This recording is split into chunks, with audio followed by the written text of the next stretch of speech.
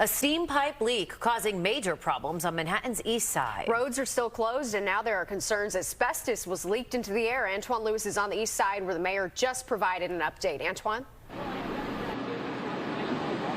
Well, Natasha and Teresa, what the mayor just said literally about 20 minutes ago when the news conference wrapped up is that the air quality in this area is safe. Nonetheless, there's cleanup that's going on. We'll talk a little bit more about that. But this apparently, from what we also learned from the news conference, began as a steam leak that progressively got worse.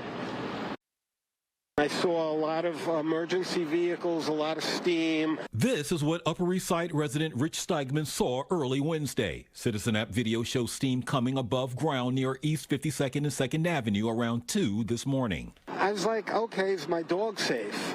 Because he was up in the apartment, I'm out on 2nd Avenue. Emergency crews quickly blocked off the area 2 blocks in each direction out of an abundance of concern about the possibility of asbestos being leaked into the environment. Firefighters found vehicles and some buildings covered by debris in the established zone that required testing.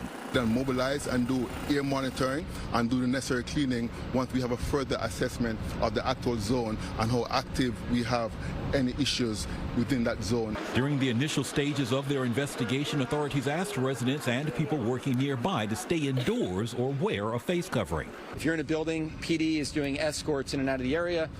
For people that have concerns, we have N95 masks if you want to wear them in the area. By early afternoon, people were still being rerouted out of the area. I pretty much went to go get a slice. They were like, I can't get through on 53rd.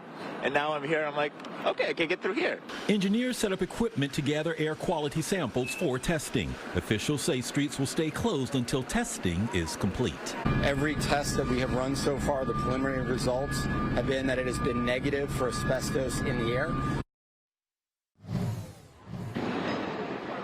Again, that information coming out of the news conference that wrapped up earlier. So, as we were also explained to, that cleanup is now going to be what's going on. They will still be doing more monitoring of the air quality. And also, we are happy to report there were no injuries reported, officials say, to any of the fire or emergency personnel that responded, nor any of the residents or occupants of any of the businesses in this area. Back inside to you. With some good news there that the air is clear. Thank you, Antoine.